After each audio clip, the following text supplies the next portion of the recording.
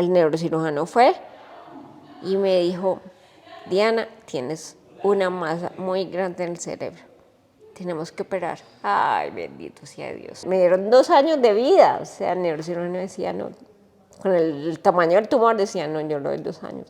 Es donde uno empieza a encontrar el para qué de la existencia realmente, que no es hacer, sino ser, vivir y ser felices. Hoy tenemos nuestra primera invitada especial a este podcast, Lo que no se dice. Hoy estamos con Diana Ocampo Londoño. Dianita es una gran amiga. Te conozco hace ya, creo que 10 años, un Más poco o menos, menos, sí. por ahí, ¿cierto? Y Diana tiene una excelente historia de vida que queremos compartir con todos ustedes. Dianita, ¿cómo estás? Bienvenida. Ay, muy bien, gracias a Dios, gracias por la invitación. Yo feliz de estar aquí, de poder impactar y que conozcan un poquito esta historia de vida. Chicos, mire, les quiero presentar a Diana y quiero presentarle este libro que escribió Diana ya hace unos años. Esto fue en el 2021 que escribiste este libro, Exactamente, sí, ¿cierto? el Menos. Tu 2021. línea de tiempo más o menos ahí en la Sí, cabeza. más o menos. Ser en el hacer, basado en el diagnóstico de un cáncer cerebral. Aquí donde ven a esta chica maravillosa, Diana ha pasado por 5 cirugías de cerebro, ¿sí? Por un Sí, tumor maligno que te diagnosticaron por allá en el año 2013. 2013, Estoy correcto, exactamente, ¿cierto? sí, total. Y quiero presentar a Diana con este texto, por cierto, es del cirujano Hans Carmona, que estuvo Sí, contigo en todo este sí, proceso. sí. Una superheroína llena de vida que irradia solo cosas buenas, embelleciendo todo lo que toca. Una mujer llena de positividad que encontró su razón en esta vida a través del doloroso y pedregoso camino de la enfermedad. Primera pregunta, Dianita, cuéntanos de este libro, Ser en el Hacer. ¿De dónde sale esta historia de vida? Bueno, esa historia de vida sale pues de todo lo que vi, obviamente con el diagnóstico pues y las cirugías, y sale de que yo de mi vida está enfocada en hacer. Entonces me formé como ingeniero industrial, entonces también hice una especialización en mercadeo y entonces también me certifiqué como coach, también por ahí hice una maestría, pero yo estaba en el hacer, entonces yo viajaba a todas partes del mundo y trabajaba y mantenía por fuera cada mes, o sea, 12 veces en el año. Y no, yo no me dedicaba ni tiempo ni a mi familia, ni a mis amigos, ni nada. Entonces, ya con todo este diagnóstico me di cuenta que es que primero hacemos digamos que empezamos la vida al revés. Primero hacemos, tenemos y después somos. Como el que atesora para su vejez. Entonces a sus 80 años te empieza a viajar, empieza a hacer varias cosas y no es así. Deberíamos no es hacer, tener y después ser, sino ser y hacer. Creo yo que es como la parte correcta de la vida. Bueno, Dianita, precisamente voy a tomar un párrafo de tu libro donde hablas de ese piloto automático. Y yo creo que todos, el Todos. 100% de la población andamos en piloto automático la mayor parte de nuestro tiempo. En la actualidad vamos por la vida subrayando una lista de mercado. Nacemos, caminamos, hablamos, escribimos, vamos al jardín, al colegio, a la universidad, hacemos posgrados, nos casamos, tenemos hijos, trabajamos y estamos preocupados por hacer y tener para dejar a un lado por completo el ser. Tú te preguntas a qué hora sacamos tiempo para disfrutar y apreciar las cosas maravillosas de esta vida. Cuéntanos un poco sobre esa reflexión que hiciste en tu vida, que estabas en un piloto automático No, permanente. pues es que desde que nacemos, entonces a ti te dicen en tu casa, tus papás, tú tienes que hacer esto, hacer esto, hacer esto. Tienes que ser alguien en la vida. Empecemos por eso que tiene que decir, ¿cómo hace que ser alguien en la vida? Ya Tú eres. ya eres, exactamente, desde que tú no naces ya eres. No, tú te formas como algo, pero tú ya eres alguien en la vida. Entonces yo, digamos que esa reflexión la hice a partir de todo esto, porque entonces resulta que me diagnostiquen y yo paré de hacer, porque por algunas limitaciones ya no pude volver a trabajar y me pensionaron por la invalidez. Entonces, ¿dónde quedó todo el hacer, hacer, hacer? Entonces yo me di cuenta que a mis 30 años tenía muchas cosas que pronto muchas personas estaban trabajando por tener, pero entonces yo estaba en esa lista de mercado. Entonces sí, entonces yo estudié, entonces ingeniera, entonces especialista, entonces esto, y haga. Es más, cuando te encuentras con un amigo, lo primero que haces, ¿qué usted está haciendo? ¿Ya se casó? ¿Y qué estudió? ¿Y qué? Entonces, es eso. Entonces, en vez de preguntarnos, ve, ¿tú cómo estás? ¿Cómo vas? ¿Cómo va tu familia? ¿Cómo te has sentido? ¿Qué has hecho en tu vida? Pues digamos que chévere o algo así. Entonces esa reflexión sale de eso. Qué buen punto. Parece que nos miden allá afuera por el hacer, por lo que hemos hecho, Exactamente. por lo que hemos logrado, muy como hacia lo material, ¿cierto? A la vida laboral, etcétera. Cuéntanos un poco de tu historia como ejecutiva en una gran multinacional, porque hay un capítulo del libro que le dedicas a hablar un poco de eso. Y creo que por ahí también marcas un nivel de estrés por lo que haces, ¿cierto? De que tenías que preparar eventos cada mes en esta empresa, viajar mucho, te dedicaste mucho a viajar, pero eso empezó a afectarte a ti la parte mental. Cuéntanos un poco de tu historia como ejecutiva de esta multinacional, además que luego fuiste emprendedora. Esa parte no la recordaba de ti. Ah, sí, sí. No, mejor dicho, es que como me dice mi neuropsicólogo, o sea, eres una niña precoz, has hecho de todo. Entonces, bueno, pero sí. No, pues yo trabajaba en una multinacional y sí viajaba mucho. Definitivamente hacer eventos y organizar eventos sí es un poco, pues digamos que demanda de mucho tiempo y de mucha precisión, porque cuando tú trabajas en comunicaciones, tú haces las cosas bien y se notan mucho, pero haces algo mal y también se nota hartísimo.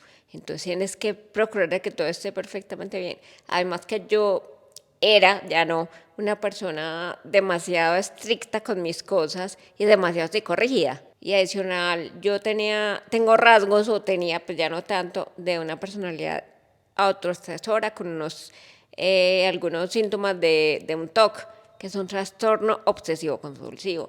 Entonces, claro, uno se estresa más porque tú te autoexiges todo el tiempo, haga y haga y haga y haga y que todo salga bien y entonces la precisión, entonces yo trabajaba de noche, entonces yo a veces no podía dormir y me levantaba en la computadora a trabajar, pero era por mí, no porque me lo exigieran, pues era porque yo quería que todo estuviera súper bien. Entonces sí, era un corre-corre y era un estrés constante, una vida un poquito estresada, pero también la disfrutaba mucho. La verdad, yo amaba lo que hacía. Independiente de que me estresara o no me estresara, de verdad que yo amaba lo que hacía y siempre quería que todo saliera bien. En el libro, tú planteas unos ejercicios buenísimos que me gustaría compartir con la gente que está viendo este video. De hecho, quiero invitar a la gente que está viendo este video, que conoce tu historia de vida, a que hagan este tipo de ejercicios que valen mucho la pena. Yo lo hice cuando leí tu libro la primera vez. ¿Cuáles actividades haces con regularidad que te ayudan a ser y no solo a hacer? Entonces, mientras Dianita nos comparte algunas actividades donde ella cultiva el ser, yo, por ejemplo, quiero plantear una mía, viajar. A mí viajar me pone en una función relajante, siento que estoy conectado con la naturaleza, la gratitud está permanentemente mientras uno está viajando porque uno se asombra de la Sí. naturaleza, de la vida, de la evolución, de la infraestructura, de lo que ha construido el humano. Compártenos algunas actividades tuyas donde estás cultivando el ser. Se me viene en la cabeza que yo en algún momento de mi vida, como no tenía tiempo de hacer nada, entonces hice una campaña en Facebook que es una campaña de un tiempo de café. ¿Quién me dedica un tiempo de café para poder salir, conversar, hablar de cosas? Porque yo tengo una parte de memoria por el canal visual. Entonces hay muchas cosas de las que yo no me acuerdo. Entonces decía yo, bueno, verme con mis amigos de que me recuerden cosas que hicimos hace muchos años. Entonces, esa es una de las cosas que hago para el ser. También oro mucho, rezo mi santo rosario diario, comparto mucho con la familia, hago terapia en la piscina, entonces voy a hacer piscina con lo que tengo ahora, que es con mi cuerpo, y hago piscina, cositas así.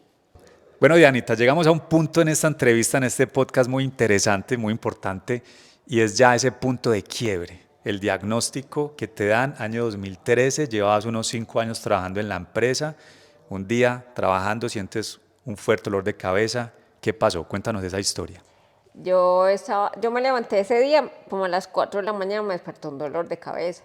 Yo me tomé un ibuprofeno, yo dije, listo, no, aquí no pasa nada, y me fui a trabajar. Y ya como en el transcurso del día yo estaba muy maluca, yo me empecé a sentir ya muy mal, el dolor ya era más fuerte. Entonces yo llamé a mi papá y le dije, no papi, yo creo que yo me voy a ir a urgencias porque yo de verdad siento mucho dolor de cabeza. Entonces efectivamente cogí mi carro y me fui a urgencias, con la plena seguridad de que no iba a pasar nada. O sea, yo estaba convencida de que no era nada porque pues tanto tiempo, yo tenía migraña desde la adolescencia, pero pues no, nunca habían encontrado nada. Entonces yo dije, no, no hay nada, es un dolor de cabeza. Entonces yo llegué a la clínica un poquito estresada porque yo tenía un emprendimiento, tenía una máquina de café que estaba en el Club del Comercio Entonces yo preocupada porque tenía que ir a surtirle, a cambiarle. Además tenía que ir a sacar a mi perrito que estaba en la casa Lalo. solito. Porque mi mamá, Lalo, sí, porque mi mamá está en Bogotá. O sea, yo estaba sola. Mi papá pues vivía aquí en Pereira, Y tu pero hermana estaba en Argentina, recuerdo. hermana, exactamente, mi hermana estaba en Argentina. Entonces yo súper estresada, yo bueno, no, esperemos que aquí no va a pasar nada. Me hicieron la radiografía, una tomografía, entonces salió el resultado y entonces pues del afán era yo diciéndole al médico, Doc, hágale rápido que me tengo que ir y yo así como estresada, así como cuando uno está como así muy inquieto. Yo, Doc, hágale que me tengo que ir. Cuando ya me atendió él, vio la radiografía y la sacó. Y yo siempre digo aquí que no hay nada más miedoso que una azafata y un médico preocupado. Este hombre sacó la radiografía, hizo una cara que yo le dije, "Doc, ¿qué pasó?" Me dijo, princesa, espérate que tengo que ir a verla con otro médico. Yo dije, Dios mío, bendito. Y yo ahí estaba chateando también con mi hermana. Y él me empezó a decir puros términos médicos y yo escribiéndole a mi hermana pues en el celular. Y me dice mi hermana, ¿es que en serio te está diciendo eso? Y yo, ay Dios, esto te complicó. Entonces fui donde llamé a mi papá y llamé a mi mejor amiga para que ella pudiera venir por las llaves de mi casa a la clínica y sacar a mi perrito porque el pobre estaba sin poder salir. Y ya llegó el otro médico y me dice, muñeca, te tienes que quedar hospitalizada. Y yo empiezo a llorar y yo, ¿por qué pasó? ¿Qué pasó? No, no nos queremos apresurar, pero te tienes que quedar aquí en observación. Yo, ay, Dios mío, algo pasó aquí grave. Llegó mi mejor amiga, se llevó las llaves, se fue a sacar a mi perrito. El hermano de mi papá, uno de mis tíos, pues me ayudó con la máquina a surtirla. Mi mamá y mi hermana, pues obviamente súper preocupadas. Y mi papá corrió de buena para la clínica a ver qué era lo que pasaba. Yo lloré y lloré y lloré y lloré y lloré y lloré. Al otro día, entonces ya consiguieron cómo hacerme la resonancia cuando, oh sorpresa, un La tumor, Mancha. una mancha negra. Exacto, una mancha negra súper grande en el cerebro. Y ya entonces el neurocirujano fue y me dijo, Diana, tienes una masa muy grande en el cerebro. Tenemos que operar. Ay, bendito sea Dios. Se te derrumbó la Todo. vida completamente. Sí, completamente claro, porque pues porque es el cerebro, o sea, pues uno dice los ojos, yo digo los ojos, el cerebro y el corazón, no, mejor dicho.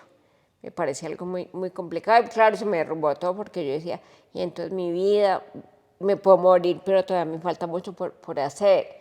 Imagínense, ni siquiera pensar en el ser, sino en Seguías seguir pensando en el haciendo. hacer. Entonces, imagínense cómo está uno de mentalizado a hacer siempre, que inclusive en la parte más grave de la vida donde me dieron a mí eso, y yo pensaba en hacer, ya se me dañó todo, ya no voy a hacer nada más. Y ahí empieza todo el proceso de negación. ¿Por qué? ¿Por qué Exacto. yo, si he sido tan buena persona? Lo decías en el Claro, libro. entonces empieza uno en la etapa del duelo, entonces claro, la primera reacción, como la de muchos, es ¿por qué? Porque a mí, si yo soy buena hija, si yo soy buena amiga, si yo soy buena profesional, si yo soy. Y yo lloré por muchos meses, más o menos 2, 3 meses lloraba y decía, Dios mío, ¿por qué? ¿Por qué a mí? ¿Por qué a mí? Pero también era la reflexión de que tú estás en una clínica y las cuentas llegan y no puedes ni siquiera pagarlas porque ¿cómo las vas a pagar si estás hospitalizada? No puedes comerte la hamburguesa porque estás hospitalizada y no puedes hacer nada. Entonces ahí es donde empiezan las reflexiones y después de este por qué, empecé a encontrar el para qué. Que ahí empieza, es donde uno empieza a encontrar el para qué de la existencia realmente, que no es hacer, sino ser, vivir y ser felices. Entonces ahí fue donde encontré yo, digamos que todo el para qué de toda esta situación, encontré una fe y encontré a Dios que está conmigo y que ha estado conmigo desde el día cero hasta el día de hoy, que es lo que me ha mantenido viva, además de la actitud, que la actitud, como yo te decía, y tú lo has sabido siempre, la actitud es una cosa que, o sea, o yo decidía morirme o decidía sacarlo adelante, porque yo perfectamente hubiera podido decir, no, doctor, qué pena, yo no me opero. Ok. Y te echas a la pena y... Exactamente. Pero no, yo dije, no, venga, no, espere, que esto hay que sacarle, como diríamos, pues no sé si de sacarle berraquera y empuje y de todo y hágale para adelante. Mi mejor amiga decía, Dios mío, ¿qué vamos a hacer con un dentista? Se nos va a morir porque yo me hago en un vaso de agua, lo que hablábamos al principio. O sea, yo vivía estresada, deprimida, todos mis papás separados, todo. Y mi mejor amiga dijo, no, ella se va a echar a morir, pero mentiras. saqué la berraquera de donde no hay, ya llevo, imagínate, tantos años, ya son 13 años han pasado. 13 años. 13 años, me dieron 2 años de vida, o sea, el neurocirujano decía, no, con el tamaño del tumor decía, no, yo no doy 2 años. Pues 2, no señora, aquí estoy todavía. Como le digo a mi hermana, ando Lidia. Algo que me sorprende mucho de ti a lo largo del libro es tu buen sentido del humor. Y algo también característico tuyo es esa buena energía que mantienes, esa buena actitud, esa buena onda que siempre llevas cuando sales con uno por ahí a tomar un café. O sea, uno se contagia contigo de esa buena energía a pesar de la situación por la que has pasado. Cuéntanos un poquito de ese sentido del humor que nunca lo perdiste, incluso antes de la cirugía. ¿Qué fue lo que le dijiste al doctor y cuáles eran los riesgos que estaban inherentes a la cirugía? Claro, me haces acordar de una, pues bueno, eso me salió espontáneo, esto no era que yo lo tuviera programado ni nada. No, pues el doctor, el día antes de la cirugía, me dijo que si yo tenía alguna pregunta que hacerle, pues por los riesgos que de pronto, obviamente, como tú lo dices, podía tener toda esta cirugía. Entonces yo como buena ingeniera tenía toda anotadita en una libreta, todas las preguntitas las tenía ahí anotaditas. Pero entonces ya cuando él me explicó todo lo que podía pasar, me dijo, bueno, no, ¿tienes una pregunta más? Entonces también se me ocurrió, yo le dije, sí, doctor. Me dijo, dime, el todo pues preocupado de lo que yo le iba a preguntar. Le dije, doctor, no me vaya a quitar el inglés, que usted me echa el inglés, me quita el inglés y me echan de la compañía. Necesito hablar francés, italiano, alemán, pero no me quite el inglés. Y Entonces, hubo un silencio en esa sala claro, total. todo el mundo se quedó callado porque pues obviamente con No la esperaban gravedad del esa asunto, yo pregunta. les dije, no, ríanse, no es que es para que se rían, no es para que se queden serios. Entonces ya todo el mundo se rió. Y aún así seguías pensando en el hacer, ¿no? O sea, Ay, sí, salías de la cirugía a seguir trabajando, a seguir tu carrera profesional, o sea, no te desligabas no, del no, hacer, ¿verdad? no, no, inclusive ese es un punto donde yo empecé también a preguntarme porque ahí es donde uno se da cuenta cómo está uno de metido en el hacer todo el tiempo. No el ser, no, yo el ser no, el hacer yo tenía que volver otra vez a trabajar, a hacer mis cosas, a seguir mi vida, como la llevaba en este piloto automático, en esta vida como tan psicorrígida y como tan trabajosa, por decirlo así. ¿Cuáles eran los riesgos de la cirugía? Cuéntanos un poquito sobre eso que, wow, o sea, es increíble. ¿Y cómo fue ese proceso ya de rehabilitación? Pues mira, yo recuerdo que el doctor Hans Carmona nos dijo en esas preguntas que yo le hacía a él de qué riesgos podían haber, él decía que él con lo único que no se comprometía era con mi visión, con parte de mi visión, porque el tumor estaba muy cerca del nervio óptico. Entonces para poderlo sacar, él tenía que sacar un poco de nervio óptico para poder extraer el tumor completamente. Ya digamos que en la práctica ya yo salí sin poder caminar, sin poder hablar, sin poder escribir, o sea, son varias cosas, pero que yo sabía que había solución. O sea, yo en esto he encontrado herramientas para salir adelante. Entonces ya perdí parte de mi visión, entonces yo no veo sino por el lado derecho. Adicional, veo doble. La plata la veo doble, pero no. Pero no, Pero no es no tan se doble. multiplica, pero no. Ok. No, no la veo, pero no, eso no pasa en la realidad.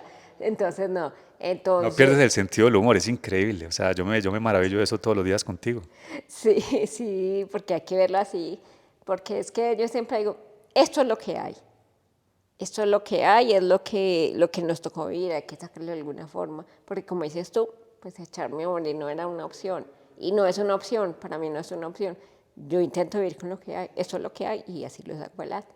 Y sigo echando mis chistes. Pues no soy una cuenta chistes, pero sí más o menos.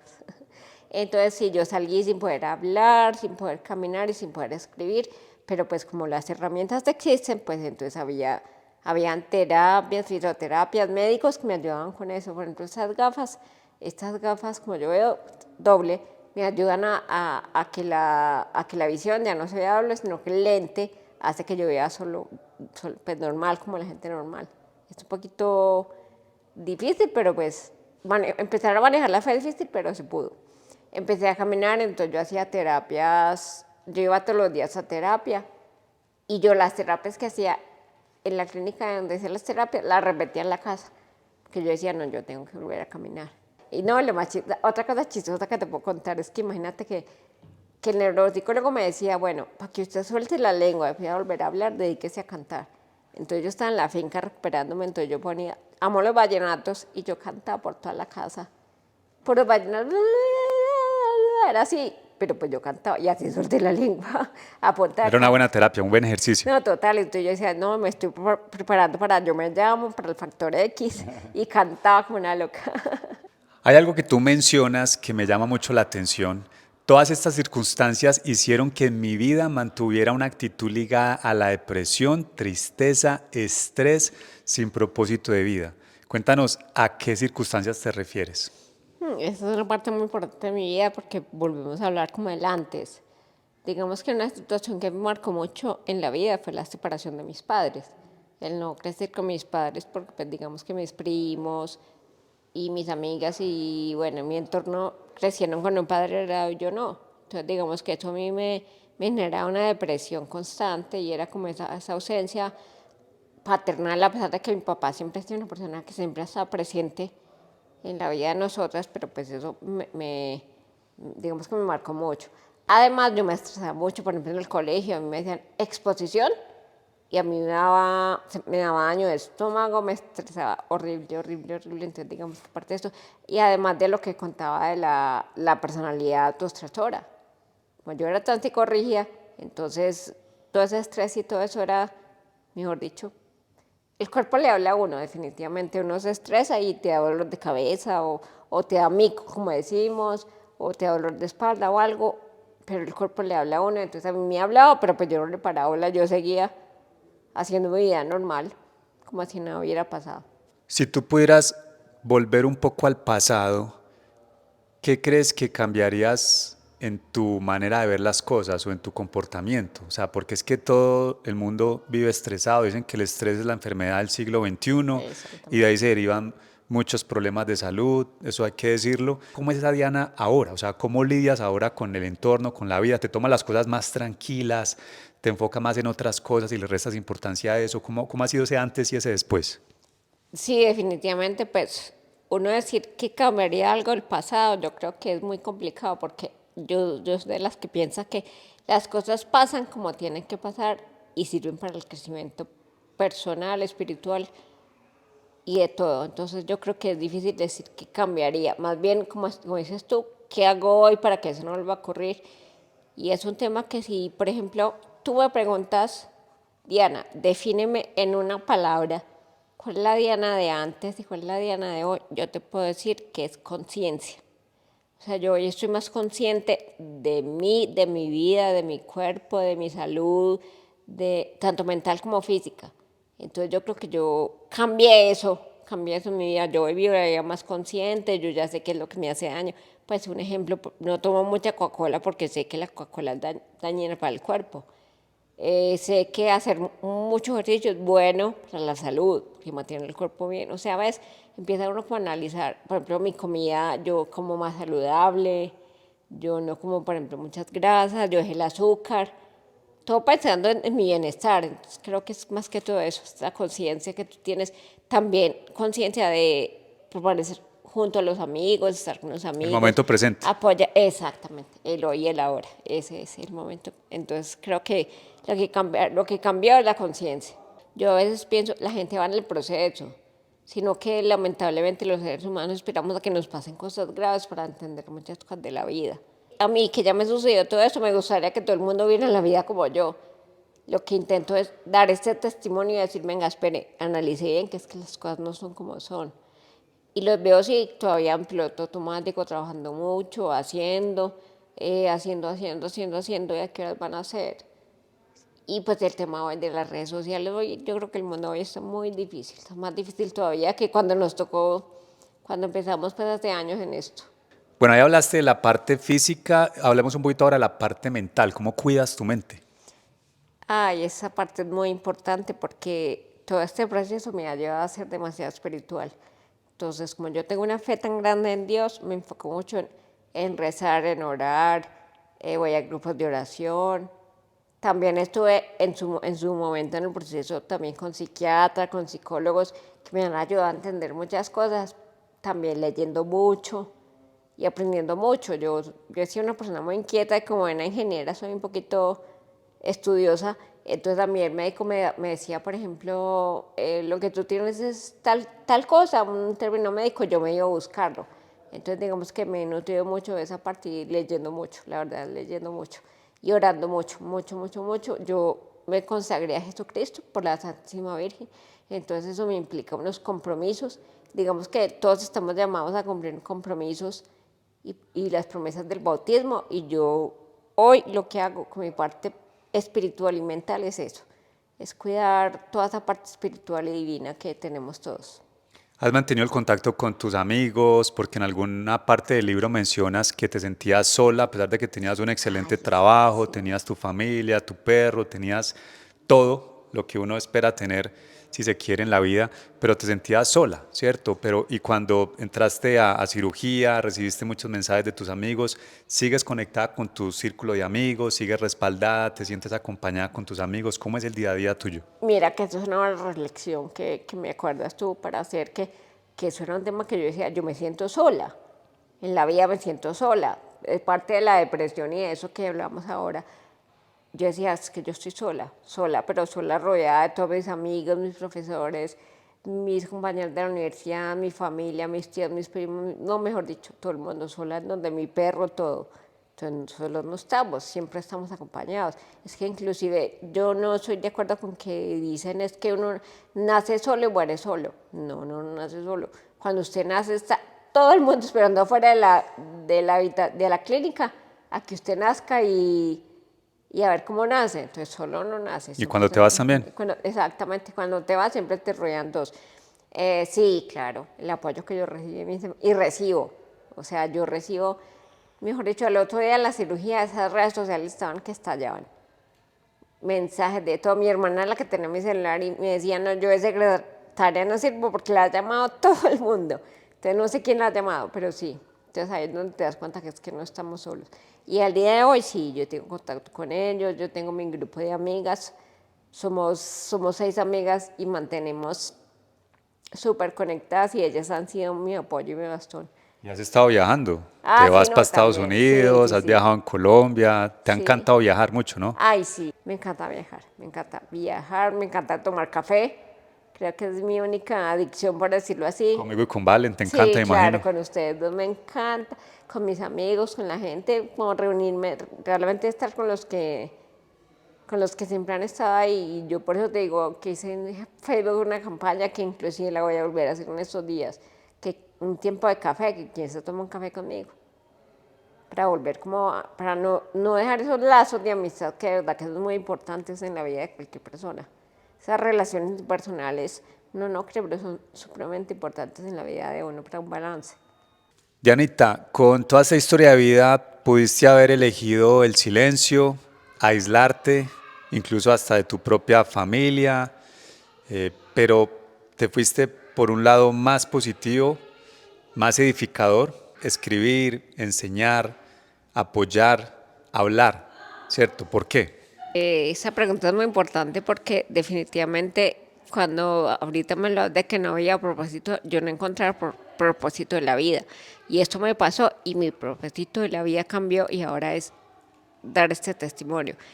Y adicional a esto empecé a encontrar en el camino personas que me dicen, mira, es que tú eres mi inspiración, es que yo tengo un problema, pero yo pienso en ti y ya lo mío ya no es problema, sé que también lo puedo solucionar. Entonces, porque ese es mi propósito y porque aprendí a que todos tenemos una historia que contar, no solo yo porque tengo cáncer, todos. Y es posible que tú le cuentes tu historia a la persona al lado y le estés ayudando a solucionar un problema que tenga esa persona en ese momento. Y además creo que Dios me dio esta misión en la vida de poder contar esta historia y decir que sí se puede, no solo con el cáncer, sino con todo. Mejor dicho, el que quiere puede. Bueno, me encantaría estar aquí contigo una hora más hablando porque todo lo que has dicho para mí es música en mis oídos, muchas reflexiones, Dianita, muchas gracias por compartir. Y bueno, yo tendría una pregunta final, iba muy enfocada como a un poco hacia el futuro, ¿cierto? Aunque sé que vives el presente cada día y que para ti cada día es una bendición, ¿cómo miras hacia adelante? ¿Cuáles son tus propósitos, tus sueños? ¿En qué piensas? ¿Qué crees que te falta por hacer? ¿O en qué quieres enfocar el resto de tus días? Que yo sé que van a ser muchísimos por delante. Esa pregunta es muy importante porque mira, lo que pasa es que en el transcurso de todos estos años han sido, yo creo que a mí me ha tocado reinventarme. O sea, esa es la palabra de moda, pues, porque de la pandemia creo que todos nos reinventamos. Pero a mí cada nada me toca reinventarme porque a mí me hacen controles cada 5 o 6 meses y te pueden decir que el tumor está estable o que está creciendo. Por ejemplo, en este momento el tumor está creciendo, entonces estoy en quimioterapia. Entonces, ¿qué me toca hacer? Vivir con lo que hay, reinventarme y seguir y seguir. Y en este momento estoy trabajando, entonces digamos que estoy trabajando en la gobernación en la parte de cultura y artes. Es muy, muy, muy satisfactorio porque ahí puede uno ver cómo llega uno a la comunidad y cómo la gobernación llega a la comunidad, brindándoles herramientas para que puedan vivir y salirse de las drogas, salirse, bueno, de tantas cosas de pronto eso de depresiones, de tristeza, sino que encuentran en la música, en la danza, en los bailes, la escritura, bueno, entonces digamos que los propósitos es seguir viviendo y vivir el día a día, la verdad, yo ya no pienso mucho en el futuro porque es que del futuro solo depende de Dios, de mí depende este presente, yo este presente lo vivo como si fuera el último día que estuviera yo en esta tierra. Wow, Dianita, gracias por compartir con nosotros esta entrevista. Sí, Sé que estás también en función de dar charlas, tienes un evento próximamente, me contaste ahorita sí. que vas a asistir a ese evento. Tienes este libro, la gente puede adquirir este libro si lo Sí, quisiera, eso Ser es en el Hacer. importante, sí, ¿Cómo lo puede Serena. hacer? ¿Cómo te pueden seguir Bueno, en redes si quieres que por ahí se contacten contigo? pues en redes me encuentran en Instagram como Moni0514. Y el libro lo pueden adquirir, no sé si conocen la sala patrimonial que tiene la gobernación, allí en donde queda el parisino, que se llama Hecho en Risaralda. Ahí encuentran todo lo que hacemos en Risaralda y ahí están viendo libros. Esto es Ser en el Hacer y el otro es el ser y su trascendencia humana y divina. Es que tienes uno segundo, Sí, claro, hay que uno no lo tenemos segundo. acá, pero sacaste el Sí, segundo que también lo sí, tengo. sí, sí, sí. Ahí los pueden conseguir. Entonces en redes me pueden conseguir así. Dianita, gracias. Que Dios te bendiga. Eres una mujer extraordinaria. Eres una superheroína, como bien te describe Hans Carmona, que ha sido un ángel para ti, ¿verdad? Ay, sí, Pipe, muchas gracias, Valen, muchas gracias. De verdad que esto para mí es súper importante porque yo no me puedo quedar callada. Esto hay que comunicarlo y saber que es que hay que vivir y que sí se puede, como lo dije. Sí se puede. Si yo puedo con el cáncer, la gente puede con todo, absolutamente todo. El que quiere puede. Muchas gracias. A ti.